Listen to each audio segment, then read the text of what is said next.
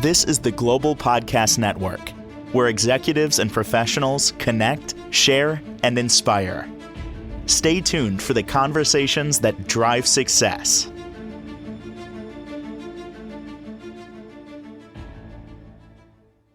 And welcome back, everyone. Inclusion, very important in our world, that we treat everybody the same.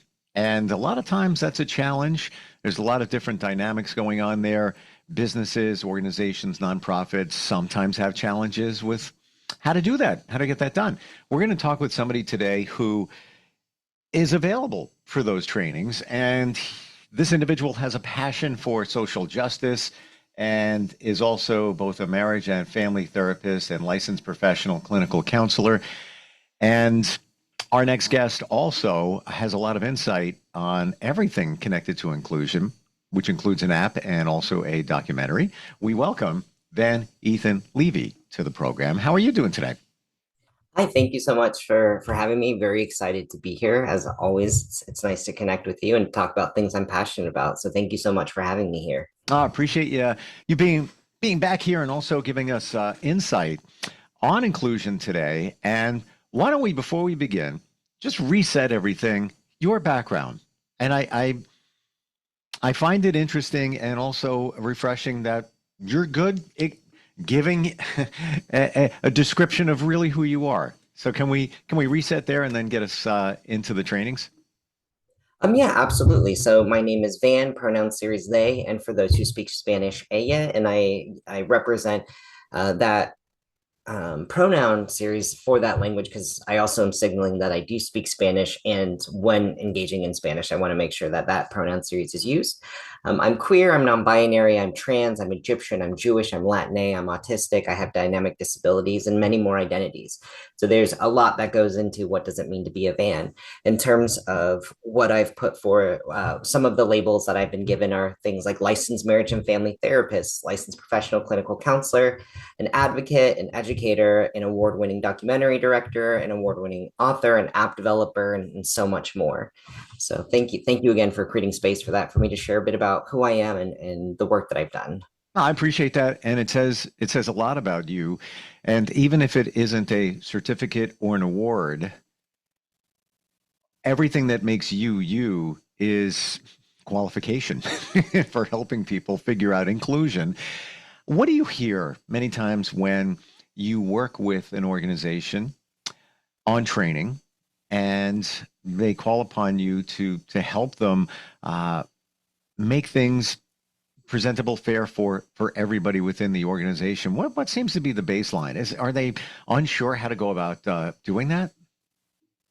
It's a great question. So I think oftentimes either people are aware that they're not sure where to even start, or even lack the knowledge because they think most of the time when there's a problem, they think, oh, this is the problem, when there's so many layers that have built up to that had it been addressed, this actually is kind of like the last, I don't know, straw or whatever one might say. And so something that I think is really important to be focusing on that I think helps no matter what the problem is individually helping folks identify where their strengths are to be able to identify the tools to cultivate empathy. Because when it comes down to empathy, and my version of empathy is a lot different than what most people conceptualize it as. So to me, most people think of empathy as if I put myself in your reality, that's empathy. But unfortunately, it's not, because if I were to think about what I would have done in your situation, I'm going to think about what I would have done with my own strengths, with my own histories, with my own knowledge, right? I have different knowledge in this world than you do. And so that's not actually empathetic, versus empathy is when I'm trying to understand your reality from your histories, your traumas, your strengths, and I'll never fully understand that. And the closer I can get to that is by being curious, by asking questions. And so when we can cultivate empathy and we can understand how something is impacting somebody versus quickly labeling them as the problem, the more we can cultivate an awareness of where there is more supports that are needed. Because even if it's only showing up in one person, it doesn't mean that it's not draining and depleting the rest of the staff or folks who are impacted. And so really trying to identify where support systems are, where support's needed, as well as leaning in and utilizing people's strengths. People often want people to to strengthen their weaknesses, but sometimes we can't do that. We can't force things that just aren't capable. So why not leaning into something that does exist that the person can utilize? When you work with an organization on a training basis, what are some of the fundamental aspects of that? Where do you start with that? So first, I'll typically start around asking, what's been going on, what's been working, what hasn't been working, and I'm going to want to collect as much information from everybody. It doesn't matter where the person is on the hierarchy in terms of power, to get a better sense as to what's going on and what's happening and how we can both collaboratively create supports. Again, I always just come down to finding that it's people's lack of ability to truly empathize and create accessibility. There almost always is a solution. It's a matter of how can we get there without it being harmful or impacting others. And so it's never just one thing. So somebody may be called in because there is a race issue or a misogynistic issue or a transphobic issue, when in reality we're not just one identity, we're a multitude of identities. So what could be showing up as transphobia has historically been there as misogyny. It just, the attention wasn't called to it because people didn't have awareness or understanding what was happening. Does that answer your question? Yeah. Well, first of all, the empathy thing is so important. I'm usually the person that calls somebody else out and say, "Do you realize you're an empath?" Until I took a strength assessment test because I'm part of a nonprofit. I'm on the board, and that was just one of those things. Let's see what your strengths are. My number 2 strength was empathy. I didn't expect that. I thought maybe it's within the top 10 or whatever. Communication being number 1, but yeah, it's understanding how somebody is feeling, but we'll never know what they're feeling. You could be walking the same journey, but we're not that person. They're internalizing things differently. And the other thing I want to bring up about the importance of inclusion, and it's got to be noted that there's a legal aspect of it as well. For example, I'm involved in digital marketing, and now the ADA, American Disabilities Association, is cracking down on those who don't have websites that are accessible to everyone. And something, plugin needs to be put on a website. Attorneys are getting out there, getting hungry, calling people out on it, launching lawsuits. So there's a lot of ramifications here when it comes to inclusion, where we all need to take a look at it in a broad stroke, because it's so important, and it's fair. Need to be fair for everyone. Now, I know every situation is different when you work with a company on training. Is there a step 1 with this? Obviously, it's getting all the information and see where they're at. But in terms of the direction of your training, is there a kind of a baseline that you always adhere to? Absolutely. So I have the fundamental of helping folks cultivate an awareness and tools to be able to deconstruct even the language we're doing and the behaviors we're doing. Because a lot of the time, we don't realize what we're saying or what we're doing. We're just regurgitating what we've learned or what everybody else is without truly understanding what those impacts are. One thing that I do like to ask people, or at least explore, is who is not here and why, right? So there might be an organization that serves LGBT youth, and they might have folks who are lesbian, folks who are gay, but nobody who is trans, right? So why aren't they here? Let's engage with the community to find out what are the barriers. If you have an organization where every single person is cisgender, heterosexual, white, able-bodied, neurotypical, why is that? Why, right? What is missing to make it more inclusive? Have other folks have applied?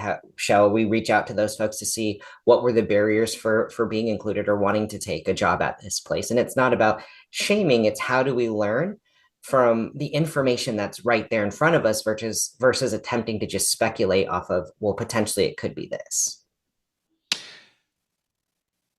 What feedback do you get? Is this a major issue with most organizations where they don't even have anything in place? They don't even have call it a mission statement, call it values, to allow everybody to be fairly treated.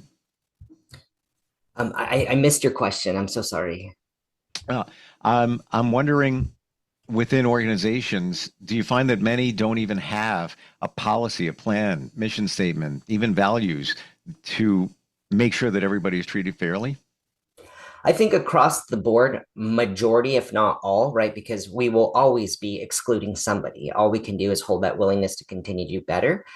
My biggest barrier that I find with folks is it's this performative allyship of we want to serve this community. Great. Here's what you can do. No, we don't want to do that. Or that's too hard. Or oftentimes I have a friend who is insert the identity and they think it's okay versus you have, even if it's just one community member saying, hey, this is not accessible for me, that should be enough for that change to be made so that it can be accessible for maybe folks who it wasn't accessible for. They just didn't feel safe enough to say anything. Because when we say stuff and we share stuff, we're so often gaslit and told it's just you, or you're the only one with the problem, or nobody else has a problem with it, or I don't feel that way. And so when you're constantly hearing that, and you are when you're trans, when you're Black, when you're BIPOC, when you're disabled, when there's so many different identities, you just stop saying things and you just tolerate it because what is the point anyways? And it's exhausting. It's providing free emotional labor and then being gaslit and experiencing potential additional layers of trauma. Well, yes, I could see that. If somebody speaks up and says something, there's fear of repercussion. Even if it's feeling uncomfortable with your position in a company or an organization. So yeah, you don't say anything. You just kind of let it go, and truly not the right way for things to be. What was your motivation for getting certified in many different areas? From therapy, counseling, all that. Where did that begin for you? All of it has literally just been survival. Like I've been forced into conversion therapy and then conversion camps my entire adolescence. And I just kept witnessing as well as experiencing injustice, some for the identities I hold and some for that I don't hold, and just watching it continuously happening and still happening today. Nothing has changed. People think it hasn't changed. People think there aren't conversion camps. They're in California, they're in San Diego, they're all over. They're not labeled conversion camps or pray the gay away. They're labeled as residential treatment programs, boarding schools, acute residential treatment centers, psychiatric hospitals. But you have to look at what are they doing and how are they doing it. And so continuously experiencing all of this harm and witnessing all of this harm happening to my community members, I got tired of wasting, again, what I call that free emotional labor, where I'm not being compensated to help you do better and to show up the way you're claiming to want to, and then having to be pushed out, have my livelihood attacked, experience physical violence, psychological violence. And these are by professionals who are psychiatrists, psychologists, medical providers. Like these are people in positions of power that my mentor had said to me. She said, why don't you stop wasting that energy trying to help support people who don't want to make the change and just make those changes?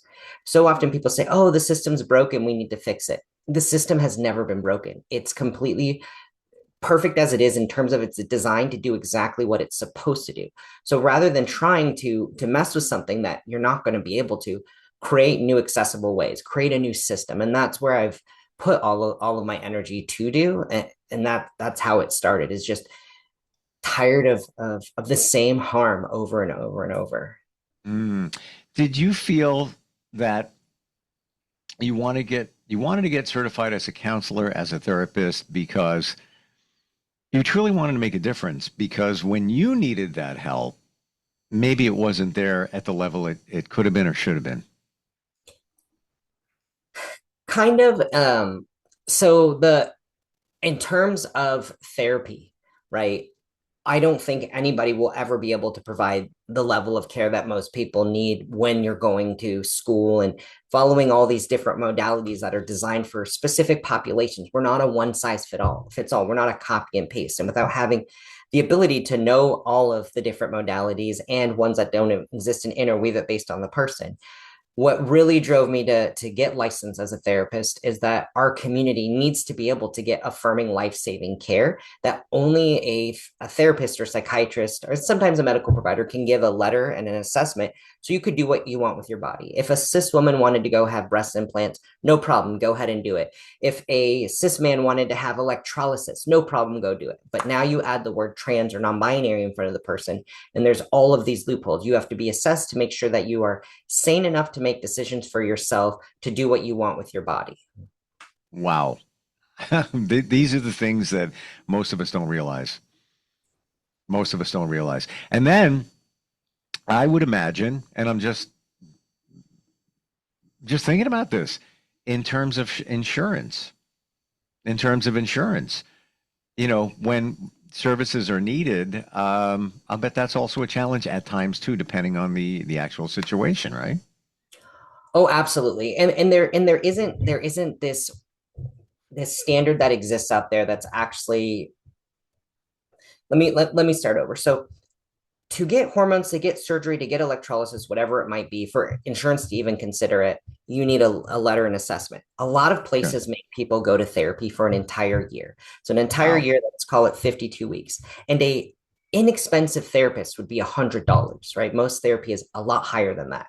So $5,200 to be able to do what you want with your body. When you look at the average yearly salary of a trans person, it's $10,000. So you're asking for more than 50% of the average yearly salary of a community to be able for them to just do what they want with their body, let alone to now wait on the list, to fight with insurance, to hope that they even like their surgeon or just accept who they got so that they can be more affirmed in their body. And it's not just to feel affirmed, sometimes it's even for actual safety. And so I created this focus of trans-led, which is the no more gatekeeping, which is focused on our only role as mental health providers is to make sure somebody is sane enough to make decisions for themselves. All licensed therapists are trained in this. Well, I shouldn't say everywhere, at least in California, and I believe in the United States. That's the basic thing we're trained in, and that can be done in just one session. So all these other actions of all these other loopholes, including having that one session, is transphobic, and I've minimized it to be the least transphobic way that we can to be able to get somebody what they need and access to care that they want. So I think now it might seg us into the app that you designed because that's, as I understand it, medically connected, isn't it? Absolutely. So I got really tired again of reading these assessments or hearing these horror stories. Thousands of trans and non-binary folks, thousands, have just told me, let alone other people, of these horrific stories that they've experienced with medical and mental health providers in their assessments. So I created an app that the provider reads the question to the client, types in the answer, and it self-populates a ready to sign in date letter. And I minimized the amount of transphobic macroaggressions that I could in order for it to pass. So it's like the least harmful that it can be to be able to pass through insurance, but it's still going to contain a lot of harm because there is no way around that at this time. So before, I was trying to fight to get rid of this idea that you need to be assessed if you're trans but not cis. And again, system's not broken, don't fight it. So here's my loophole. One session, here you go. And if you're in California, if you go to Transgender Health and Wellness Center, we do it. We do letters for free. If you go to my private practice, vanethanlevy.com/therapy, we do sliding scale that ranges from 0 to whatever the person can afford. We don't turn anybody away. And we get the person scheduled in, sometimes even the same day, depending on how quickly they share the intake. But for the app, for therapists, medical providers, anybody who can write a letter and an assessment who's qualified, you won't even need to take the extensive training because everything's provided there for you. And that's at nomoregatekeeping.org. Wow. Can we talk about your team? You have people you work with, you supervise them, but give us a little background there.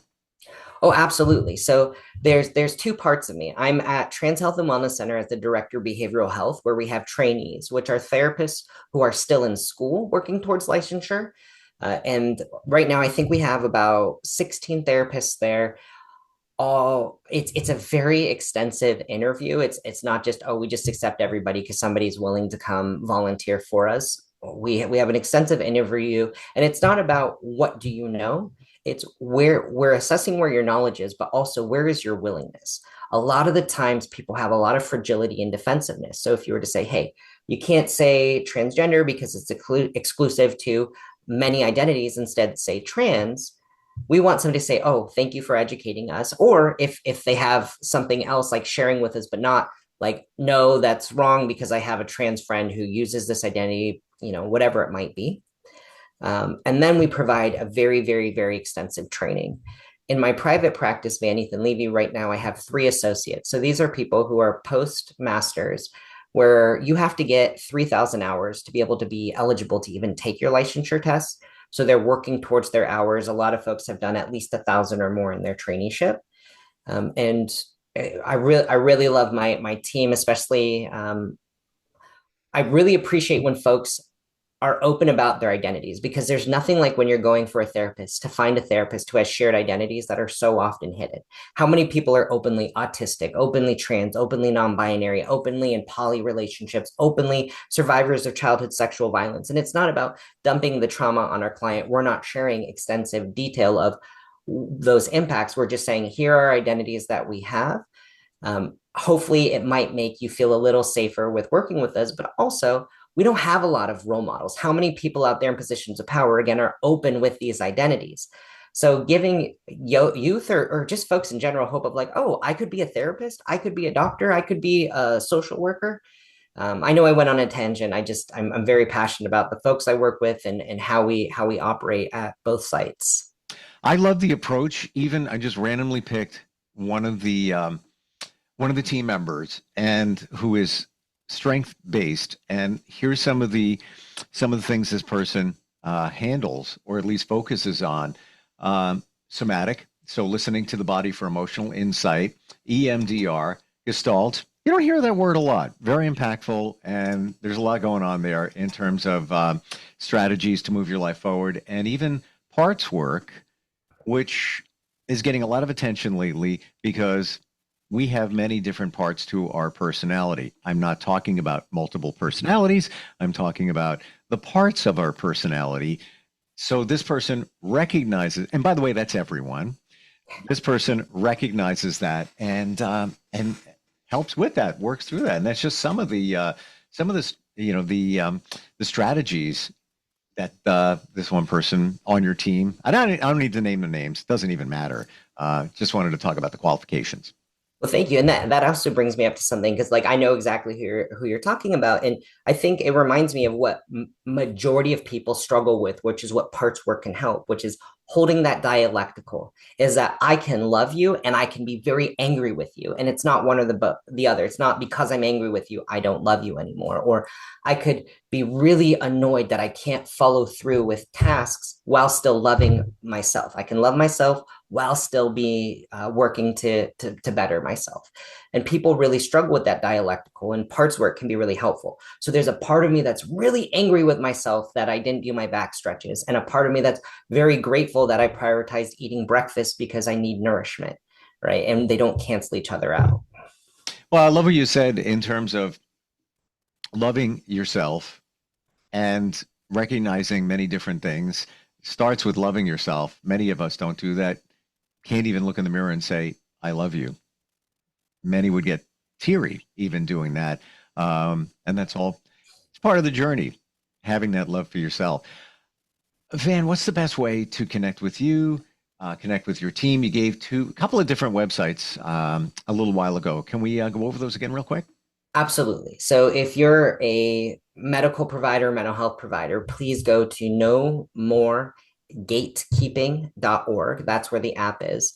If you go to my main website, vanethanlevy.com, all of my work is linked on that main page.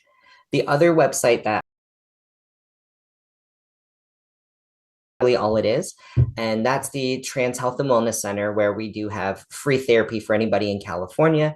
We do have a wait list for therapy. However, if you're needing an assessment and letter, we get people in right away. So if you're in California, or you can get your body into California, then we can provide a letter and assessment for you.